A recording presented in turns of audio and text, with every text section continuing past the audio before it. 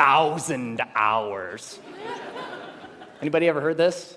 10,000. It takes 10,000 hours. If you want to learn something new, if you want to be good at it, it's going to take 10,000 hours to get there.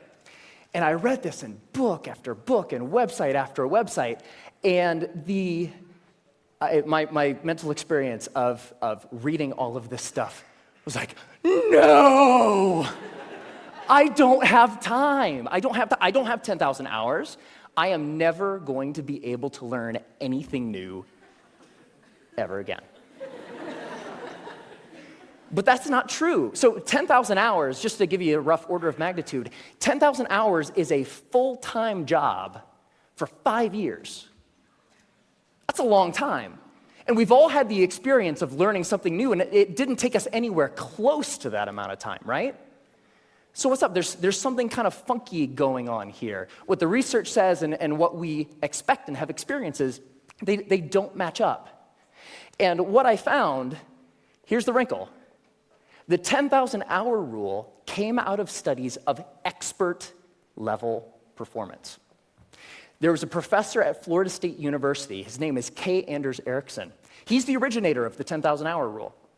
And where that came from is he studied professional athletes, world-class musicians, chess grandmasters, all of these ultra-competitive folks in ultra-high-performing fields, and he tried to figure out how long does it take to get to the top of those kinds of fields.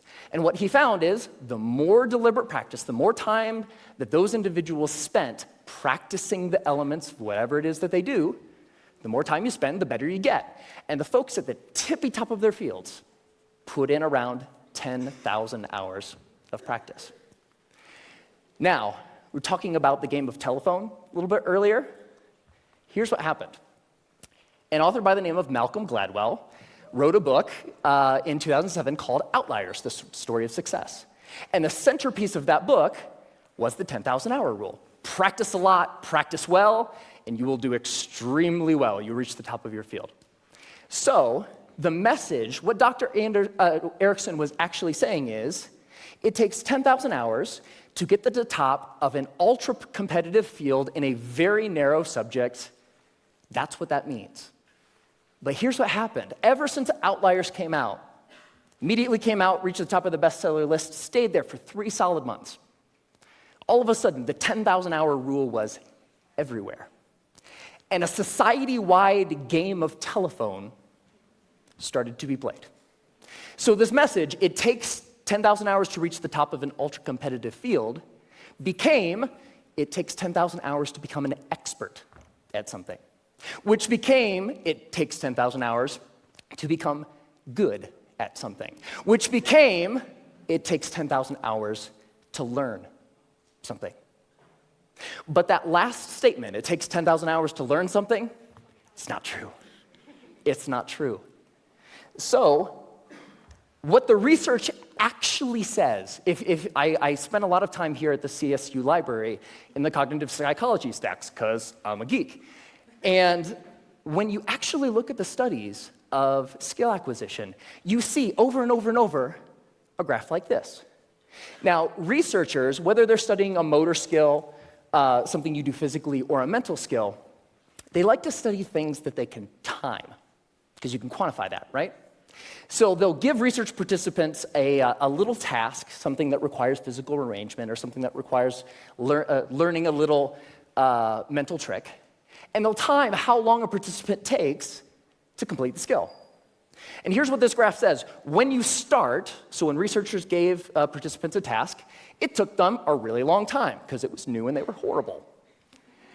With a little bit of practice, they get better and better and better, and that early part of practice is really, really efficient. People get good at things with just a little bit of practice.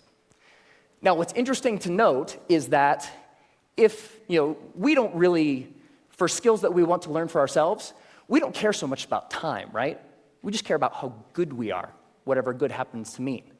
So if we relabel performance time to how good you are, the graph flips, and you get this famous and widely known, this is the learning curve. And the story of the learning curve is when you start, You're grossly incompetent and you know it, right? With a little bit of practice, you get really good really quick. So that early level of improvement is really fast. And then at a certain point, you reach a plateau, and the subsequent gains become much harder to get. They take more time to get. Now, my question is, I want that, right? How long does it take from starting something and being grossly incompetent and knowing it to being reasonably good in, hopefully, as short a period of time as possible? So, how long does that take? Here's what my research says. 20 hours. That's it. You can go from knowing nothing about any skill that you can think of. Want to learn a language? Want to learn how to draw? Want to learn how to juggle flaming chainsaws? If you put 20 hours of focused, deliberate practice into that thing, you will be astounded at how good you are. 20 hours is doable. That's about 45 minutes a day for about a month, even skipping a couple days here and there. 20 hours isn't that hard to accumulate. Now, there's a method to doing this, because it's not like you can just start fiddling around for about 20 hours and expect these massive improvements. There's a way to practice intelligently. There's a way to practice efficiently that will make sure that you invest those 20 hours in the most effective way that you possibly can. And here's the method. It applies to anything. The first is to deconstruct the skill. Decide exactly what you want to be able to do when you're done, and then look into the skill and break it down into smaller and smaller pieces. Most of the things that we think of as skills are actually big bundles of skills that require all sorts of different things. The more you can break apart the skill, the more you're able to decide what are the parts of this skill that will actually help me get to what I want, and then you can practice those first. And if you practice the most important things first, you'll be able to improve your performance in the least amount of time possible. The second is learn enough to self-correct. So get 3 to 5 resources about what it is you're trying to learn. Could be books, could be DVDs, could be courses, could be anything. But don't use those as a way to procrastinate on practice. I know I do this, right? Get like 20 books about the topic. It's like, I'm going to start learning how to program a computer when I complete these 20 books. No, that's procrastination. What you want to do is learn just enough that you can actually practice and self-correct